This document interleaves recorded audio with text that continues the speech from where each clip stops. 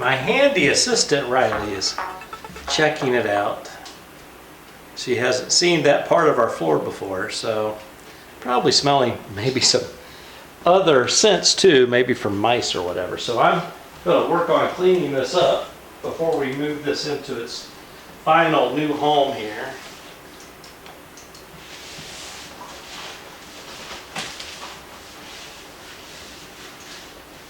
They have these two blocks here. I'm going to have to remove those two.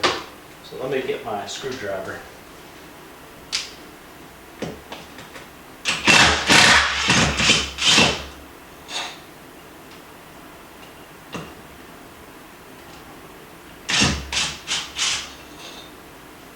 Okay. One more to remove.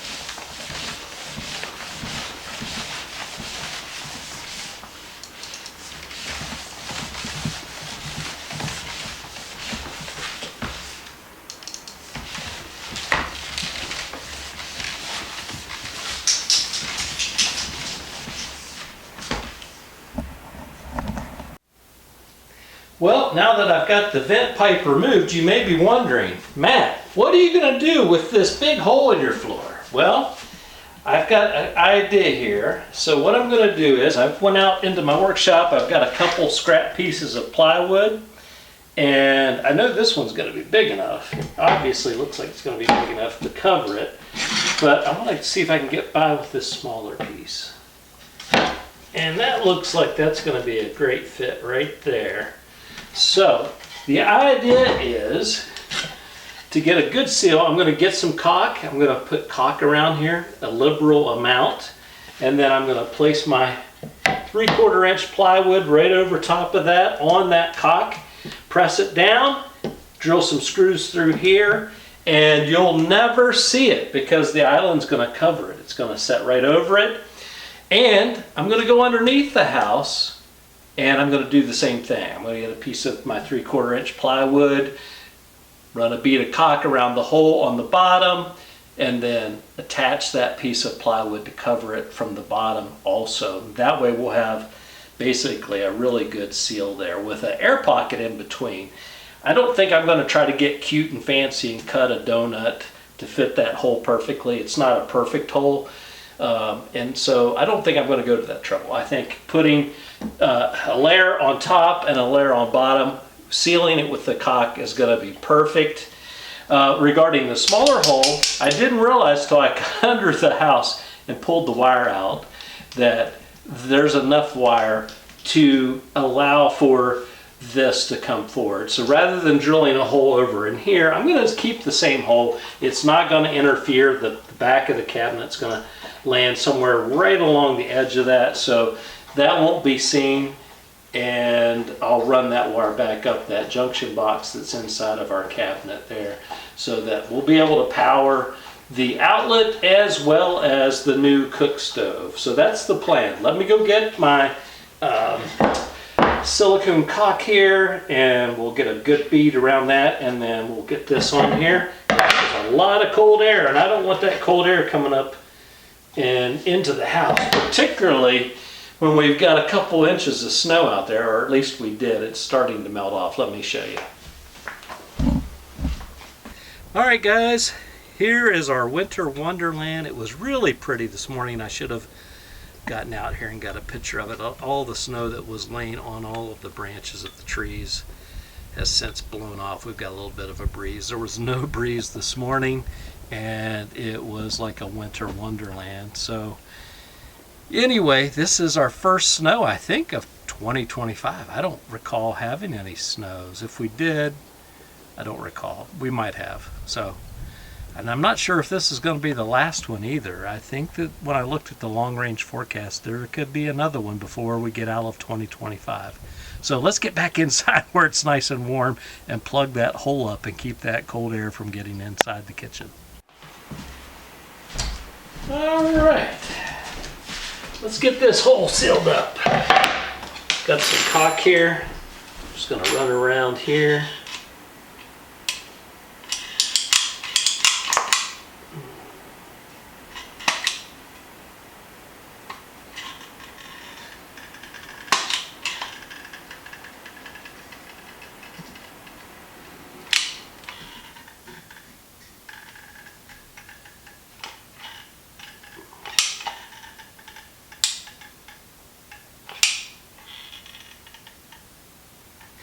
Going to be kind of going to be kind of generous with this caulk here. All right, that looks pretty good. Back that off.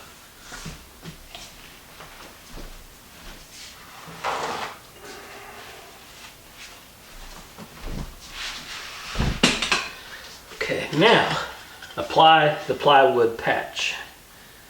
Let's see here.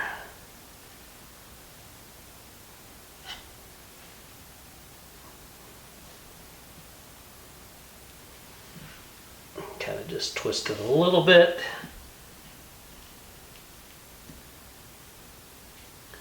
Just like that.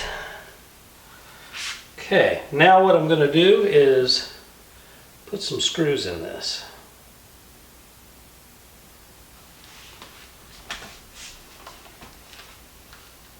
Oop.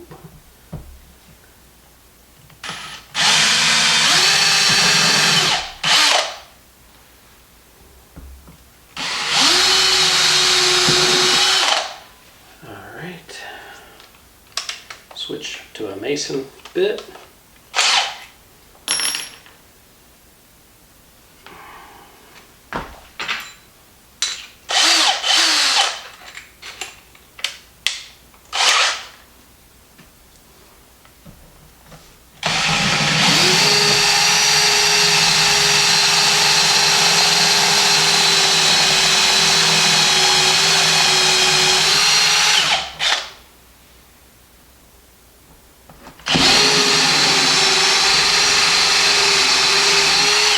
Okay,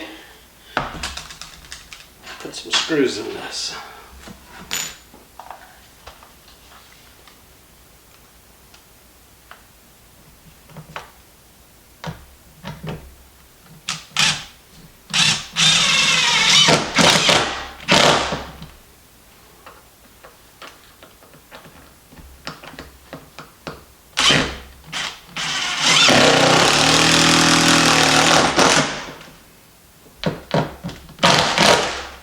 Okay, got two. I'm going to put a couple more.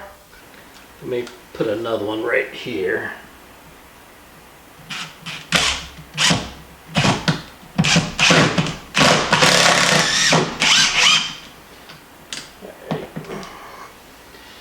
Okay, I think that should hold it.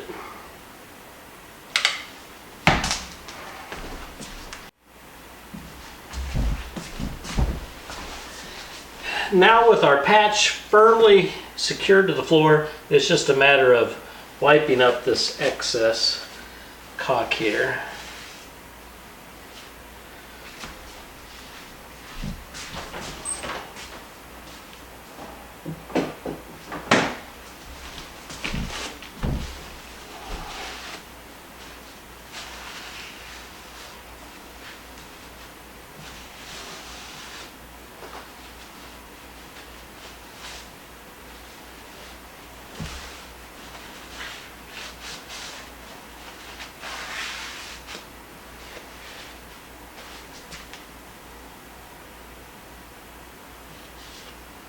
And what I may do is just run a bead around this also on the outside. I've got it pretty good here on this side.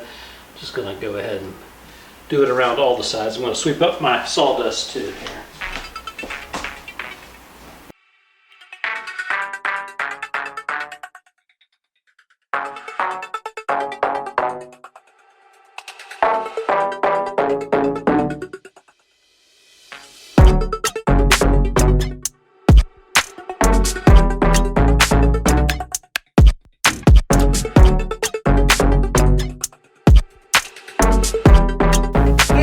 Here's where things stand. We've got the island back up right. It's positioned where we wanted it to be. We've moved it closer to the counter over here where the sink is to allow for the expansion of bar stools on the other side. I've patched the hole, the bottom of the cabinet here where the range or cook stove is, and this is our new cook stove. So we've gone from 4 burners now to 5 burners.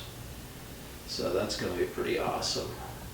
So I've got it temporarily hooked up down there so that we can use it until our new quartz countertops are ready to be installed. So now it's just a matter of prepping these cabinets for primer paint, 2 coats, and 2 coats of our top paint. And I'm going to be going outside. I've got my saw set up outside so that we can frame this in. So, and if you're wondering why that's been painted partially, we were experimenting to see whether we like that color or not for the island. And right now the consensus is we're going to stay with the color we've selected for all of our cabinets. So stay tuned for more updates here.